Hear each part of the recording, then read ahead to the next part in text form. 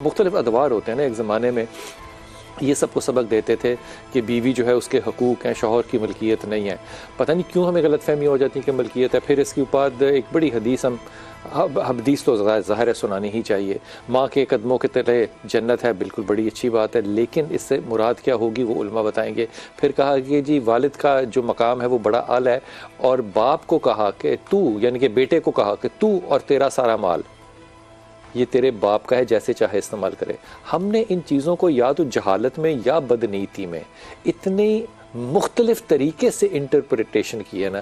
یہ انٹرپریٹیشن کے اوپر نا میں خاص زور دے کے کہہ رہا ہوں اس کو، وہ اس لیے کہہ رہا ہوں کیونکہ ہر بندہ نا ہمارے شہر میں ایک مفتی اعظم پاکستان ہے. ہر بندہ چاہتا ہے کہ میں بتاؤں گا کہ اس کا مطلب کیا ہے.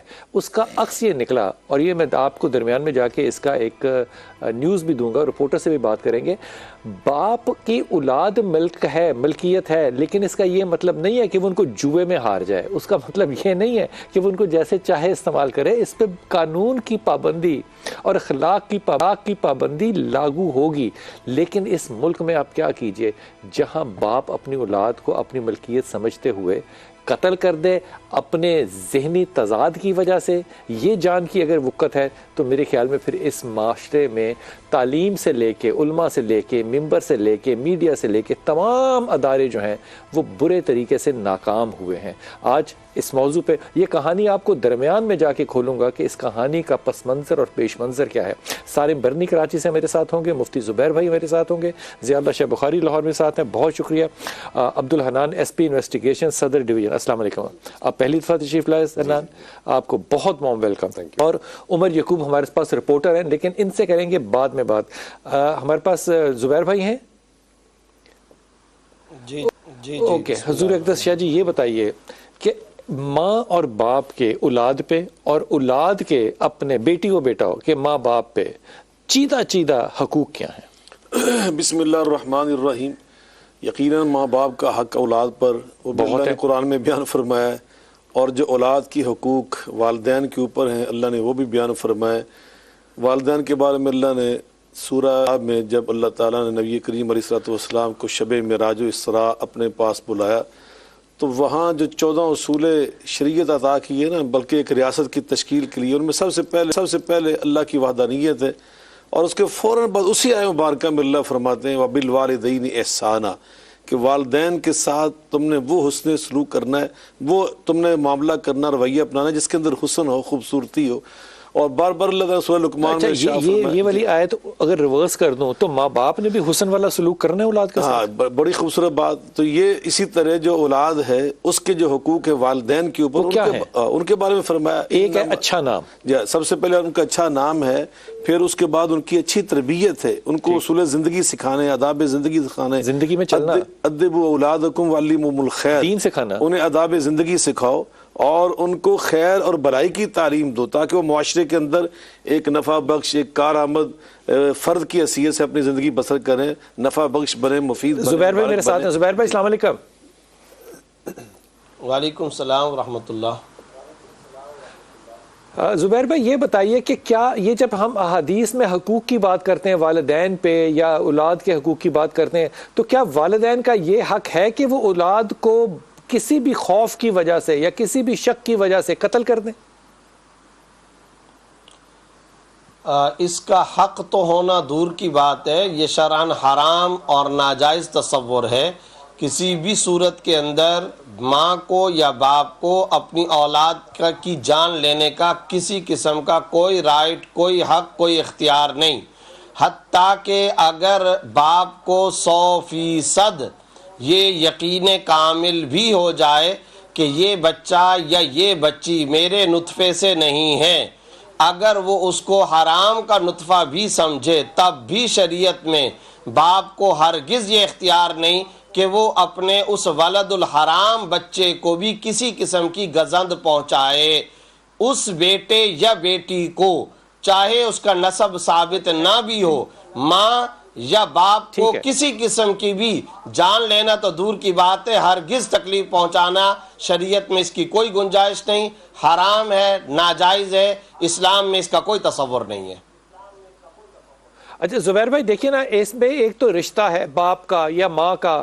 اب رشتے جب اپنا تقدس، یہ ہیں ٹرسٹ کے رشتے، یہ جو ٹرسٹ کے رشتے ہیں جب یہ دھوکہ دے جائیں، اب ماں بھی دھوکہ دے گی اولاد کو، باپ بھی دھوکہ دے گیا اولاد کو، تو اولاد کا جو سوا ستیہ ناز ہوگا آگے چل کے، اس کا جو سارا اجر اور ثواب ہوگا وہ بھی والدین پہ جائے گا. بالکل ایسا ہی ہے. دیکھیں اصل بات یہ ہے کہ یہ جو معاملات پیدا ہوتے ہیں اس کی سب سے بڑی وجوہات کیا ہیں، اسباب کیا ہیں. میں یہ سمجھتا ہوں باقی جہاں تک دیگر چیزیں اس کے اندر شامل ہیں، اس میں ایک جو کردار ہوتا ہے وہ بھی ایک اہمیت رکھتا ہے. اگر ہمارے ہاں جسٹس سسٹم فوری ہو، ریئل ہو، ڈیلے نہ ہو، اور ایسے افراد کو جو اس طرح کے معاملات کے اندر انتہائی سنگین جرائم کا ارتکاب کرتے ہوں، عدلیہ کا نظام اگر فاسٹ ہو، تیز ہو، ریاست اگر سزائیں دے، انصاف کا نظام اگر سوسائٹی، سماج اور معاشرے کے اندر قائم ہو، تو پھر اس طرح کی خرابیاں پیدا نہیں ہوتی ہیں. لیکن آپ کو پتہ ہے واضح پر یہ بات معلوم ہے فلانے نے فلانے کو قتل کیا ہے، نسلیں بیت جاتی ہیں انصاف کا حصول کرتے کرتے. تو یہ تو اس وقت ہمارے سماج کے عدلیہ یہ بات آپ کی بالکل درست ہے. سارے بھائی آپ میرے ساتھ ہیں، آپ نے ساری بات سنی ہے، دونوں علماء کی سنی ہے. یہ فرمائیے کہ کیا میں ایمانداری سے سمجھتا ہوں، اور میں اگر غلط ہوں تو مجھے بتائیے، کہ لاہور کے اندر کوئی شخص یہ کہے نا کہ میں بھوکا مر گیا ہوں، تو میں نہیں سمجھتا کہ سچ بول رہا ہے، کیونکہ اس کو پتہ نہیں کہ داتا دربار پہ 24 گھنٹے 365 ڈیز جو ہے وہ لنگر مفت چل رہا ہوتا ہے، اور لنگر اتنا ہوتا ہے کہ وہ زمینوں پہ گرا ہوتا ہے. اب کراچی کے اندر سیلانی ہے، سارمبرنی ٹرسٹ ہے، جے ڈی سی ہے، جتنے بھی دیکھیں کہیں نہ کہیں کسی نہ کسی نے 1 نمبر 2 نمبر 2.5 نمبر کہیں نہ کہیں دسترخوان یا سہولت میسر ہے، زندہ رہنے کا سہارا موجود ہے. پھر اس کے باوجود یہ کرنا، یہ آپ لوگوں کی ناکامی ہے یا اس شخص کی بے ایمانی ہے کہ وہ آپ تک رسائی نہیں کر سکا؟ بلال بھائی اس میں ہم کیا کہہ سکتے ہیں، اپنی برائی تو خیر ویسے بھی کوئی نہیں کرتا، لیکن ہو سکتا ہے شاید ہماری کوئی لیکن بات یہ ہے بلال بھائی، کسی بھی صورت میں، کسی بھی مد میں، کسی بھی نام سے یہ چیزیں ہم ایکسیپٹ نہیں کر سکتے نا، کسی بھی حوالے سے. اللہ تعالیٰ نے کہیں اس کی کلیئرنس نہیں دی، کہیں اس کے کوئی جسٹیفیکیشن نہیں ہے کہ آپ نے خودکشی کی، آپ نے مارا یا قتل کیا، کچھ بھی کیا تو اس کے پیچھے وجوہات کیا تھی. قتل کو قتل کہا گیا ہے، اور افسوس یہی ہے، میں عموماً یہ کہتا ہوں قاتل کو قاتل کہا جائے، اس سے کوئی رشتہ داری نہیں بتائی جائے، اس کا کوئی مجبوری نہیں بتائی جائے، وہ صرف قاتل ہے. جس نے ایک انسان کا قتل کیا اس نے تمام انسانیت کا قتل کیا. تو میرا خیال ہے کہ اس کے اندر اگر کوئی جسٹیفیکیشن دے یا کلیئرنس دے تو وہ تو پھر ہمیں نہیں سننی چاہیے. قانون یا نظام کے مطابق اس کو سخت سزا ہونی چاہیے. ماں باپ کی ناانصافی کی وجہ سے آپ کے پاس وکٹمز آتے ہیں خسارے بھائی؟ بہت زیادہ بلال بھائی، بہت زیادہ. میں عموماً جہاں میں ماں باپ کی تعریف کرتا ہوں میں یہ بات ضرور ساتھ کرتا ہوں، کیونکہ وہ بچے پھر مجھ سے شکایت کرتے ہیں کہ آپ کو تو ہمارے ہر حالات سے آپ تو واقف ہیں.